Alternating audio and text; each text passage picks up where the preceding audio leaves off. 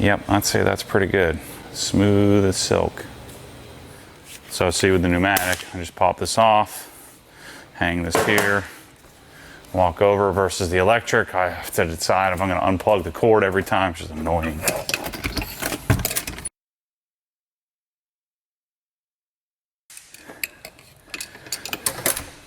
Just pop it, let's go.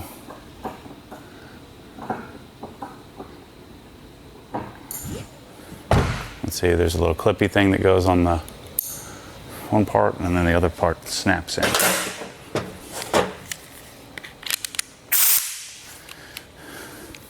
I haven't really noticed that Silver 3 compressor, you know, the rotary screw, even though it's technically doesn't have enough power for this thing, I don't notice much of a performance difference. Versus this is, you know, 28 or 30 CFM. The rotary screw is only like 13. So this is pure smooth, buttery smooth versus brute force electric, which is a Milwaukee. I haven't used this thing in a long time. I love this thing. What was I doing? I just didn't have my setup, my air compressor set up. See, and there's the compressor.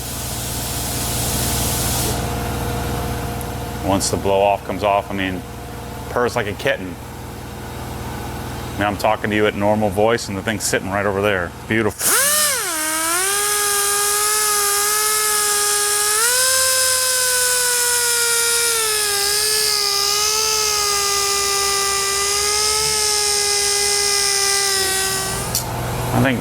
I think the 3-inch will get this here. So this is the bigger version.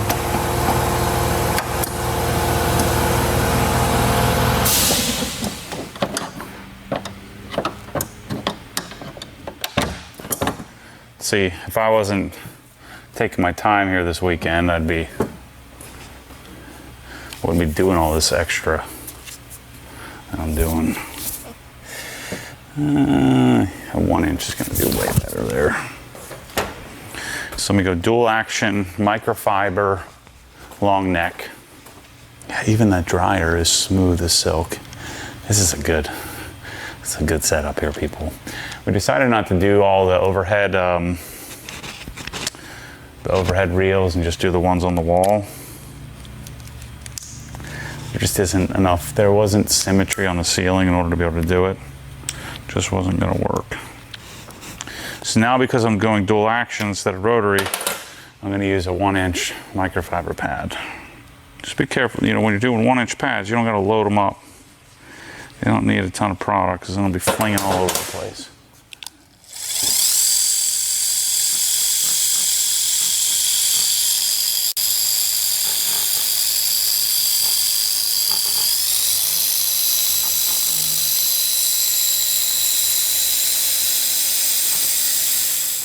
So when you're doing rotary and you're using microfiber, those microfiber, you know, you shouldn't be using microfiber without the random orbit, because what will happen is the microfiber will lay over on itself and then turn into basically a buzzsaw, just chop into your paint. I mean, you can still get away with it usually on that little pad, but because the bigger the pad, the more inertia you have, you know, out on the edge of the pad, the faster the speed, the bigger the pad, the smaller the pad. So a rotary 1-inch pad is much less aggressive than a rotary 8-inch pad. Yeah, kind of like I've got the outside lights dimmed 20%. They're not at 20%, they're dimmed from 100 down to 80%. And then I've got the center section turned off.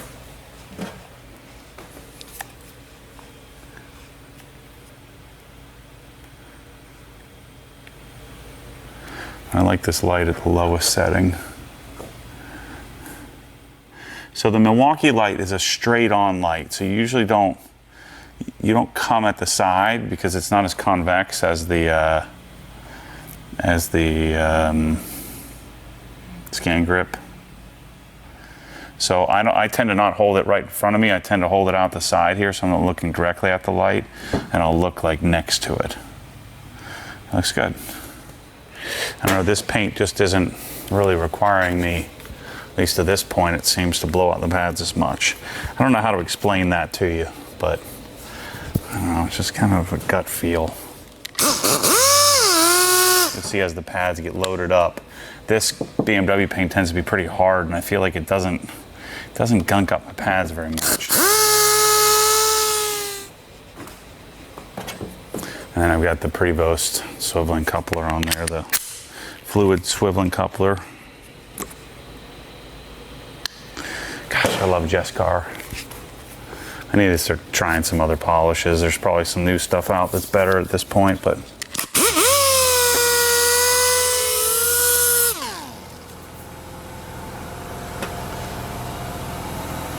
I'm just gonna like this car so much more when it's clean and polished and coated and beautiful and lowered. My carbon piggyback, you can't tune these this year ECU yet, so I've got to just do a piggyback. So I'm doing the Steve Dinan carbon piggyback ECU. I've already got the Venturi intake done. I've got the custom 3DM Motorsport Olin's DFV set up, or Olin's Road and Track DFV. You know, they're dual flow valved shocks. They that looks great. So that's done, and the BBSs are, you know, they're growing on me, and then they simultaneously grow on me, and I simultaneously hate them at the same time because the offsets are weak. I have to run a 12mm spacer in the front. I don't know, did you see my Jordans? Forget which model these are. Which one are these? You guys will know. For whatever reason, I can't seem to remember which ones are which, even though I bought them. And unlike, I can remember the model number of every SVS subwoofer and every amplifier from NAD. It's weird. What are these? 13? No. 12s? I don't know what they are. It's the first one I got on the sneakers app, where I actually got it. I was paying attention and I put my bid in and they let me have it. I love that though. Wouldn't everybody aspire to have a brand where you have people that are willing to sell out everything you drop? This is the one thing that I don't do, that detailers, you know, that pros will do a lot more of. They just have a better eye than I do, just from experience. I see it like one of my friends, like Billy and guys that I know, you know, do this professionally. I don't chase scratches very much.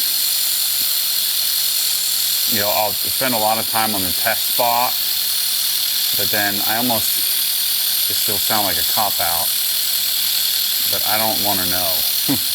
I just want it to look much better. I'm not generally chasing perfection. I did on my E92, which is kind of dumb because on my E92 I'd put PPF all over it. But so now we'll go back to the big boy.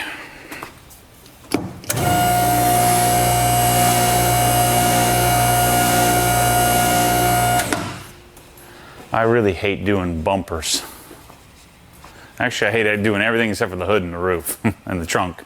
I love doing the trunk lid.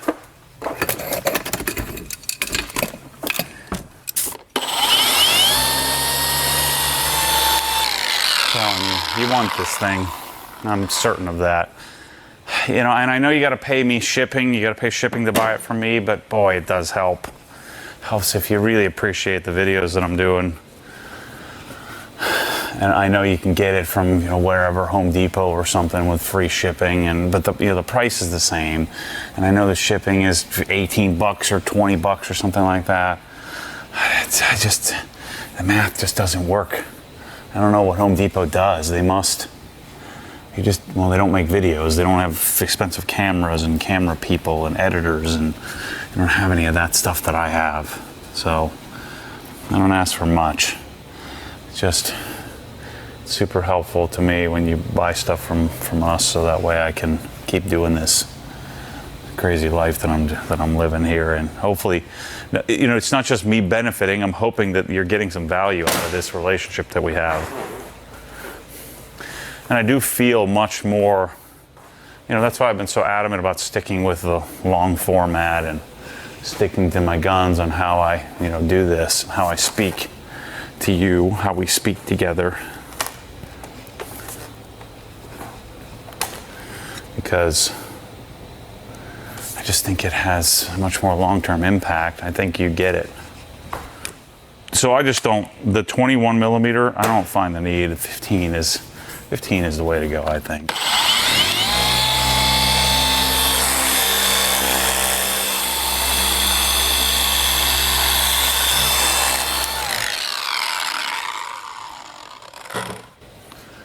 This car is gonna be pretty.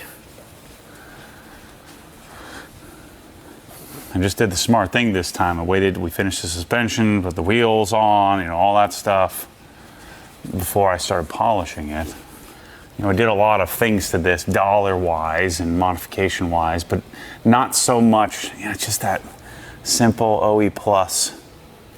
It's a lot of work though. It doesn't look like a lot of work, but it's a lot of work to get a car like this set up the way that I like it. In case you're wondering, that's how much polish I'm putting on here. Man, 40, 50, and 4400, I keep bouncing back and forth. Again, I really feel like I want it to be like an in-between speed. Remember, rotary, less product than normal. Unless you want to fling it everywhere. I mean, that's a classic example of, you know, credit, you know, Kevin Brown and his discussion of residue control. I mean, that's the epitome of residue when you get dye or color. Shows that you're removing something. You're the abrasive in the pad and the speed and the polish is removing some material, which is allowing you to remove some scratches, but it's never more evident than when you have, you know, dye or tint left over in your pad. Yeah, I'm loving this compressor even more.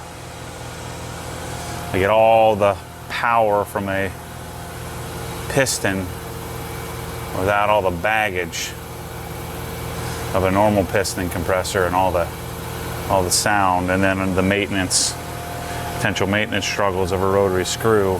I still think, you know, your garage at your home, I still think you want the Silver 3 rotary screw, you know, unless you're doing, like if you're just gonna do pneumatic polishing, filling tires, just wanting a nice compressor, then I think that's magical. Gosh, I love that. But if you have sort of a hybrid shop like I have, look at how dialed the GT4 looks over here. Look at that thing. That guy's getting a really nice car. Really, really dialed in.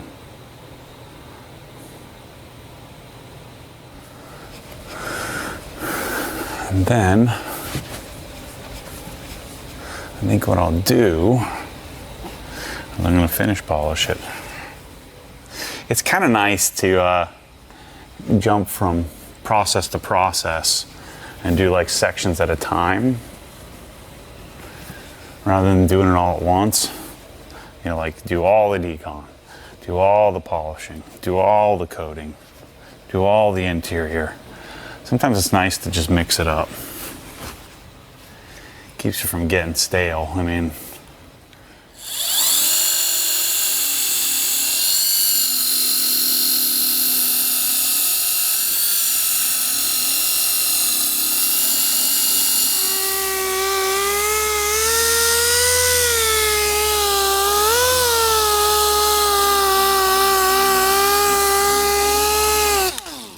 nicely freshly polished taillights.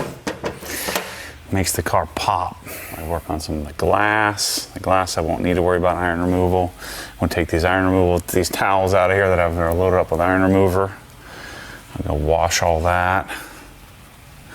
I'm eating lunch. Try not to take a nap after my Murph slaying. Getting slayed by, I should say. I'm gonna take a pee, put the car down, let's finish polish. Finish polish takes half as long, quarter as long. Yellow pad in perfect finish. Set aside our Jess car.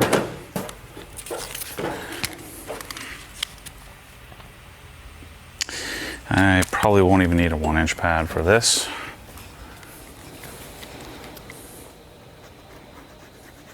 I was just thinking while I'm polishing here, we should probably have another Rupes event, another Rupes training. What do you think? I think that could be kind of fun.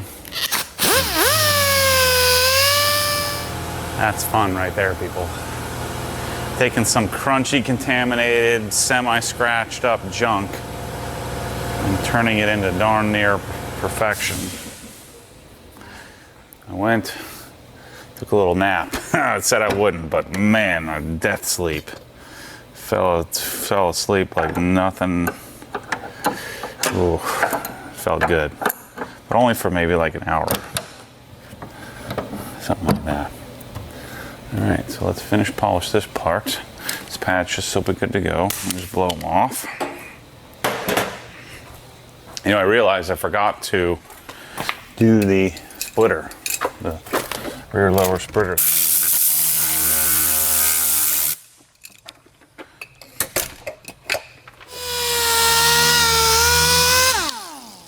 While we're at it here, I think I'd like to just put the emblem on. So we'll do that.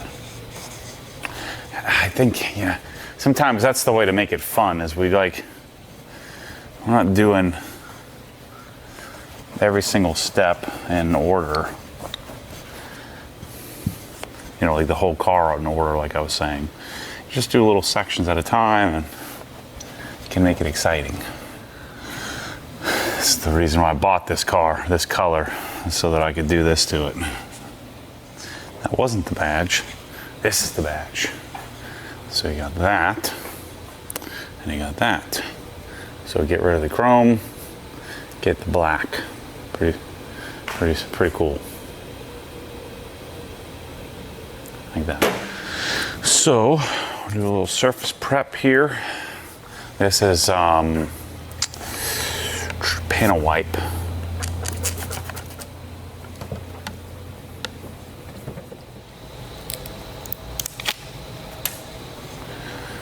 This goes into the little tabs.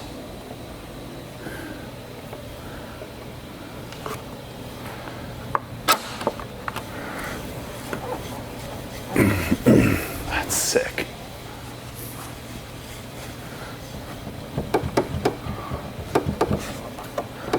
Look at that.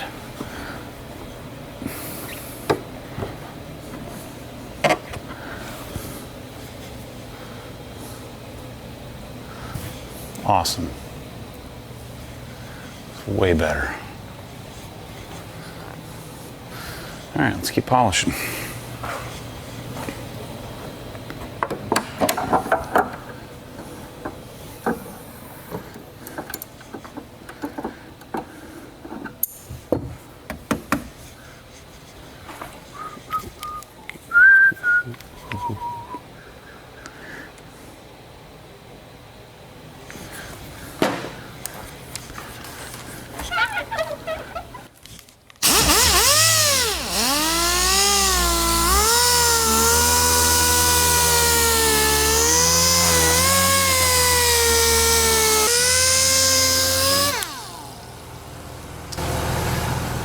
All right, I'm gonna finish this part, polishing. I just wanted to reintroduce you to myself as I got back here.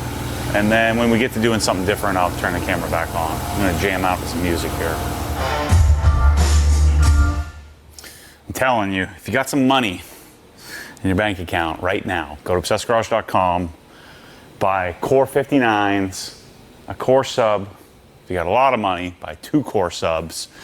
Download, get a subscription to Tidal, go to Blue OS app, and listen to Black Keys. Freaking, I almost didn't come back to you. I'm having too much fun. It's freaking awesome. There's nothing better than that. Audio is crazy in here. It's hard to explain. If you ever come and visit, make sure that I do a demo for you. It's amazing. For garage audio. All right, so let's set up some more N914. I'm gonna mix up for you. Let's work on the glass.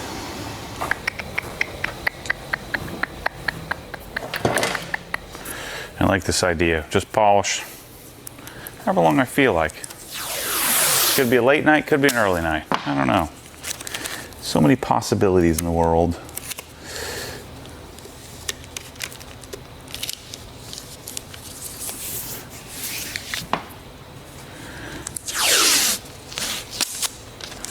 Let's just do this. Just keep the old compound off of there, just because I'm doing this kind of weirdly. Take me 2 seconds to just put some tape on here.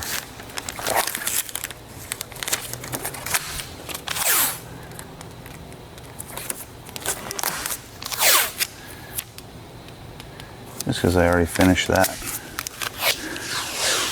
It's the redundant panels that get boring and annoying.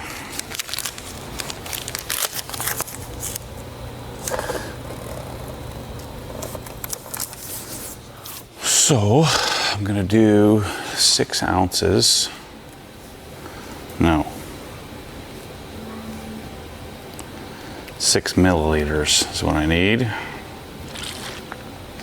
So I got my little handy dandy little thingy here. Put some water.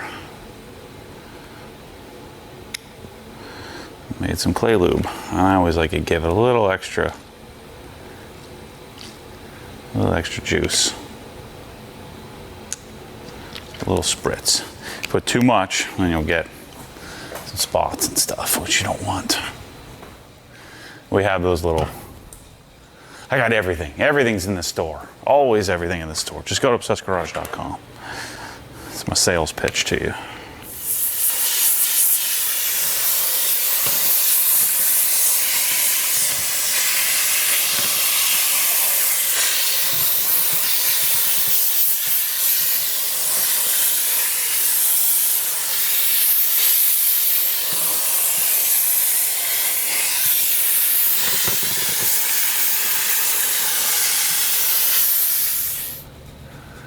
I can't tell you the last time I clay barred a car. I always use an auto scrub. Yeah, this method can work. Call this the car's already on the lift, car's already in the garage method. What we'll do is when we polish the E36, we'll set a stopwatch and we'll time how long the batteries last. So I'm going to put a little 3.0 high output battery here.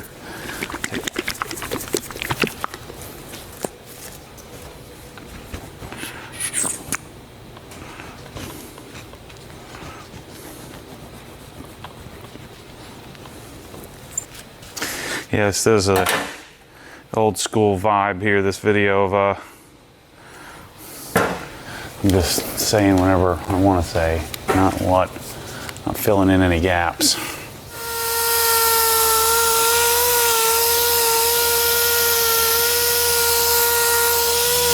So I've said this 100 times, I'll say it again. When you're doing glass, I'm not actually polishing the glass, I'm just cleaning it. You know, polishing implies that you're removing some paint or removing some material, or you're bringing to like a high shine, if you will, like if you're polishing a diamond or something. I don't know how that works. If you polish a diamond, I guess you're removing some of the diamond. I think you would have to. Maybe someone can clarify that for me in the comments there. But I'm not really removing glass from that little procedure there. All I'm doing is deep cleaning it. because this glass was looking pretty funky now. Taillights and glass, to me, those are the two things I notice the most after detailing a car. I'm gonna steal this. Billy taught me this trick. I saw him do this. Should do. Take a towel, put it there.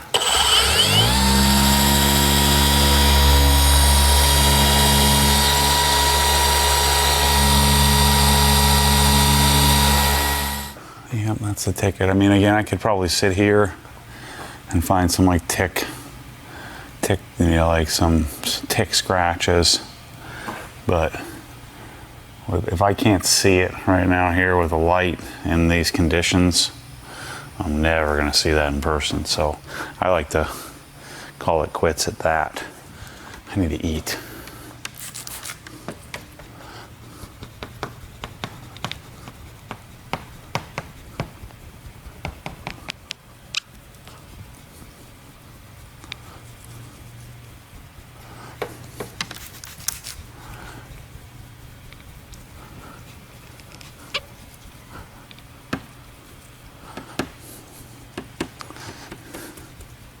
It's a lot messier doing it this way though, the way that I'm doing it. Where I did have a clean section, but it's fine. We'll clean it all up at the end when we're doing our eraser wipe down anyway. I think I'm gonna have to turn this, I'm gonna have to turn the camera off, turn some music on if I'm gonna get any more done here. So I think I'm gonna bid you adieu after I polish some of this glass here, just to show you this.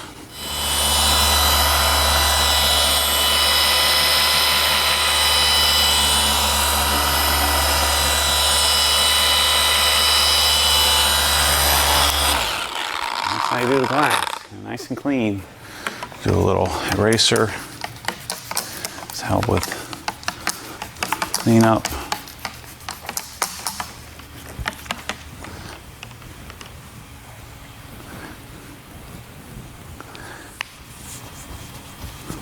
Ooh, yeah, buddy, that's good.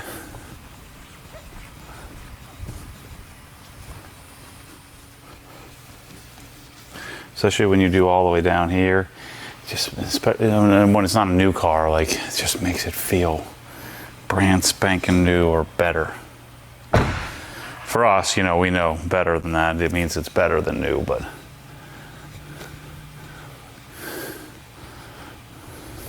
It's what you think of when you think of a new car.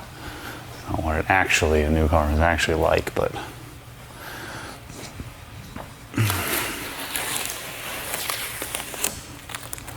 So I'm thinking,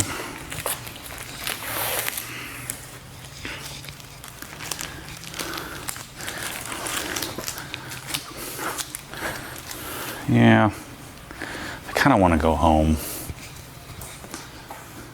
But that's what's so cool about being so close. I can just work, you know, do like an hour of something and then go home.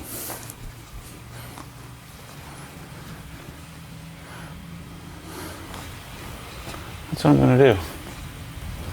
All right, I'll see you tomorrow. We'll keep this video rolling. All right, people, I'm back. It's 7 a.m.-ish on Tuesday morning. So I'm here before all the people get here. Got some DPF to take off here and here and on the roof. I want to do the roof, but I gotta wait for the Dupre to warm up. So while we're waiting for that, I think let's do the glass, let's do the door. Do it with the door closed first.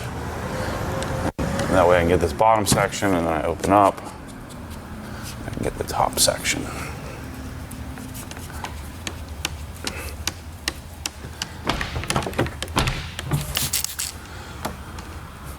Man, there's a lot of iron on this car.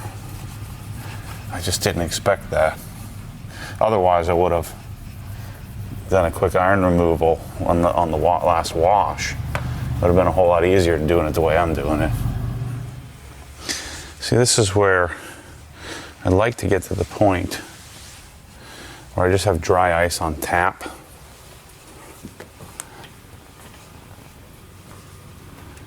Because there's like little things here that I would like to dry ice clean. Not as much iron on the door. Makes sense that the size of the car has a harder time adhering to. I planned on editing last night, editing the dry ice cleaning of the M3 brakes, but I just was so tired after polishing half the day and doing Murph in the morning. My body feels wrecked. This is good. I need to get back to the feeling wrecked phase.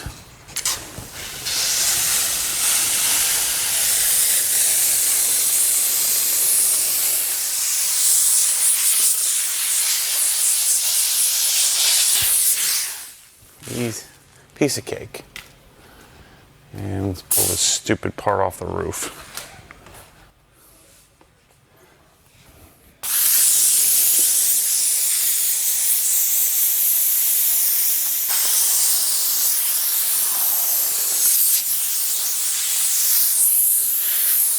That's the thing, that's the byproduct of PPF. It's rare, but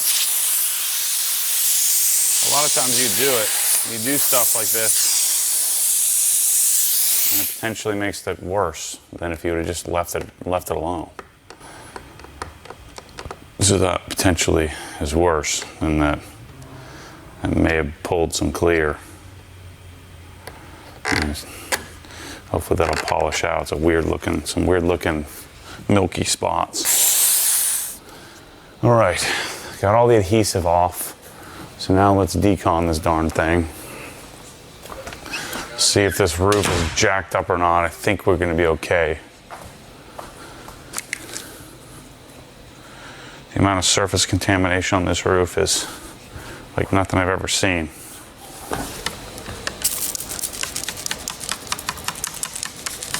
A little clay lube.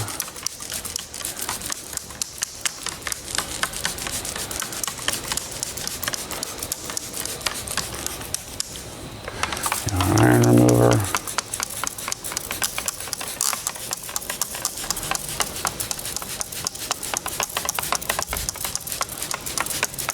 think I'm probably going to ditch this clay bar after this section.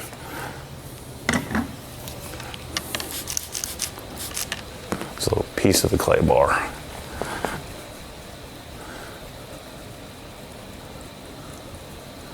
Holy moly.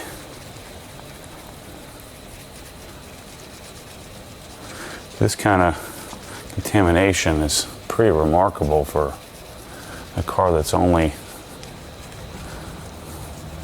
a year and a half old with 3,500 miles on it. So maybe it's hard to believe that an M2CS would sit outside at someone's house, but man, it almost seems like it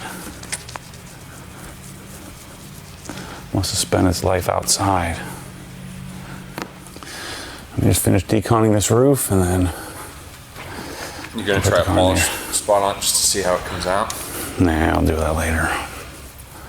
I'm doing a little hybrid decon here and iron removing and claying. Same. Yeah, dry. Yeah, I've done that. I don't think I've ever had a car this contaminated in my possession before. Especially as new as it is, man. It's that bad. Like, did they... It's hard to believe someone would buy an M2CS and park it outside. Maybe some kid punching above his belt. This is an apartment building or something. All right, bros, I'm back at it. We're gonna get this car done. So I was hammering down. I got all that adhesive off the roof, hammering down on the roof. The roof is hard as a freaking rock. It's like a diamond, but scratches super easily. So I wanted to do some coating, not coating, but coating on the thing here today, but I can't do it because I don't have the right cable. So I ordered the cable. We'll do the coating tomorrow. I'm finishing polishing the roof. Mike's just getting the panels off so that way we can get to the EDC module that we'll have to unplug. And so we'll be ready for that tomorrow when it comes time. The exhaust is off, but you know, we could cut that thing even though we don't have the grommets, or do you have to cut it on the car?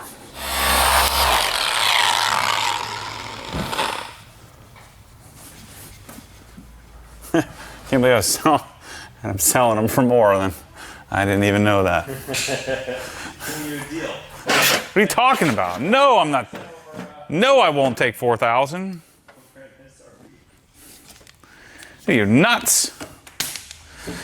Oopsie. Sorry about that, BMW bros. These purple shorts look good on camera, Mike. I tell you, there's nothing better than polishing the A, B, C pillar with the pneumatic. Yeah. It's just Satisfying. Yeah, it's so smooth. So that module there is rear diff lock module. I like locking my diff up when I'm doing all that drifting. I know. You're always sliding through corners. Yeah. Watch that video. Too much sliding. I don't like riding passenger with the slider. All I can think about is tire failure. I don't slide that much. He slides a lot, people. Don't let him. His definition of sliding is different than mine, that's why. But I figure, you know, if you ride with me for a while, then when you get in your car, you will feel No. just a sense of amazing control. You know how you go extreme one way and then the other way feels not so bad? No, doesn't work for me. That doesn't work. Trial by fire, I think they call that. Yeah, trial by death and destruction, that doesn't work. Then it just makes me not ever want to drive again. That's why I went with that little Asian dude that was my coach, who was like the most chill guy, and then you put him behind the wheel and he was a murderer. Really? And I went and got in my car and went home and never came back at Sebring.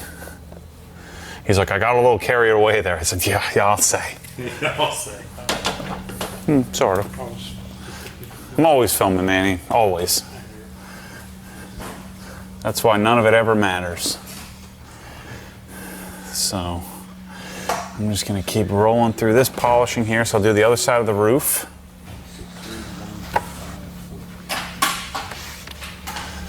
Oh, I gotta do the windshield too. Windshield's quick. So I'll come back to you when I have something different to talk about. All right, bros. I've had to break out the hammer here on the roof. This roof is hard as a rock, and had to cut open my M101. M101 doesn't exist anymore, but Cutmax wasn't touching it, pass after pass. So just using a screwdriver and scooping some juice on the pad there. And then I'm gonna go back over this section again. Where are you at? I just gotta do this little section. This is the nuclear option here, Mike. It's like, and you have to deal with all of the nuclear fallout of dust everywhere and smell. It's so messy.